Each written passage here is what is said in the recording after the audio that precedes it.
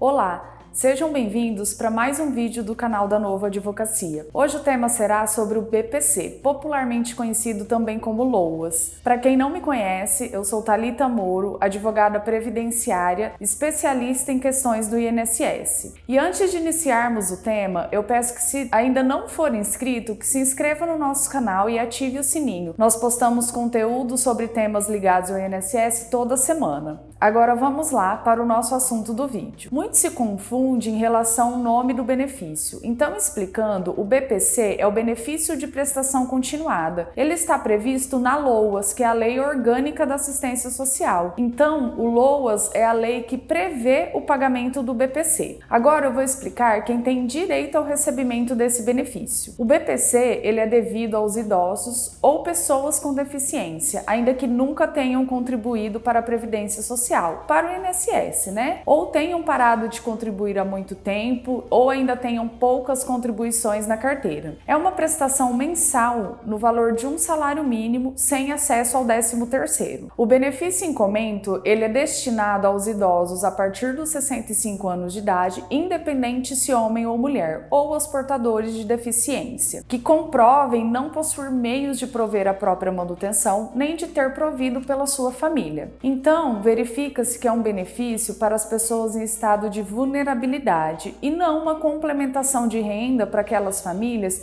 que, ainda que humildes, tenham como se manter. É importante esclarecer que, embora o requerimento do BPC ele seja realizado perante o INSS, ele é um benefício assistencial, ou seja, ele não é um benefício previdenciário como aqueles devidos às pessoas que contribuem ou já contribuíram junto ao INSS. Então, por ser um benefício assistencial e não previdenciário, deve ser comprovada a vulnerabilidade social, também chamada de miserabilidade. E como é analisado esse estado de miserabilidade? A miserabilidade se confirma nos casos das famílias que possuem renda per capita inferior a um quarto do salário mínimo. Atualmente, em R$ 1.100, dividido essa renda por 4, a renda per capita é de R$ 275 por pessoa. Só que nos processos judiciais, esses valores podem ser flexibilizados.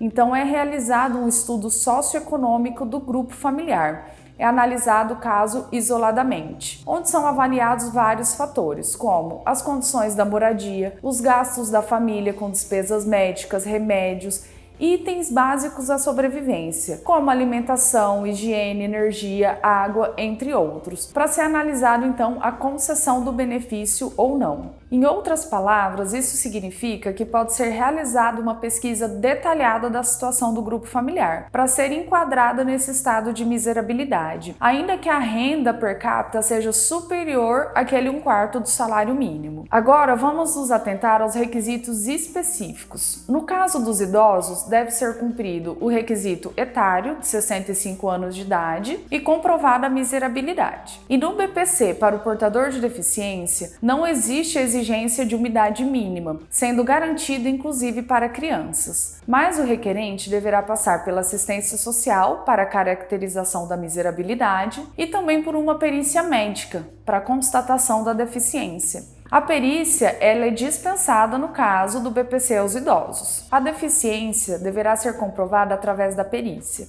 E pessoas com deficiências são aquelas com impedimentos a longo prazo de natureza física, mental, intelectual ou sensorial, que não estão em igualdade com as demais pessoas. Por essas questões não podem ou não conseguem exercer atividade laboral. Uma dúvida frequente é nos casos onde existe um idoso ou deficiente no grupo familiar recebendo o benefício. Se outro membro da família também pode pleitear o BPC. E a resposta é que sim, é possível receber o BPC mesmo que outro componente do grupo familiar já seja beneficiário. Por exemplo, João tem 66 anos de idade e recebe o BPC.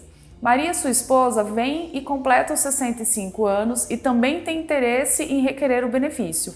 Ela poderá realizar o requerimento do BPC em seu nome, conseguindo inclusive excluir a renda do seu esposo proveniente do BPC da renda per capita familiar.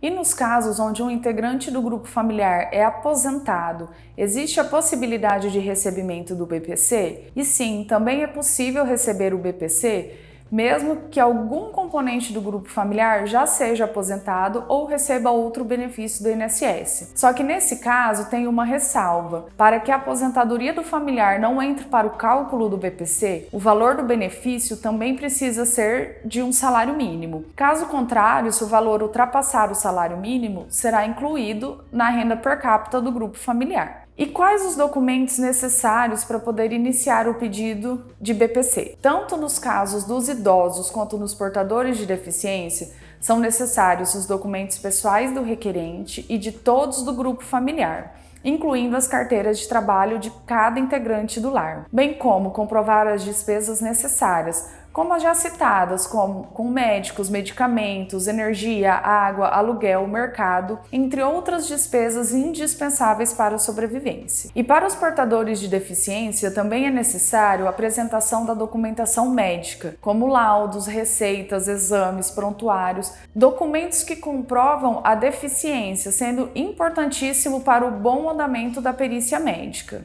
E por último, e não menos importante, a família deve ser inscrita e atualizada no Cadastro Único de Programas Sociais do Governo Federal, o chamado CAD Único, antes da apresentação de requerimento no INSS. Se restou alguma dúvida, nos envie nos comentários e até o próximo vídeo.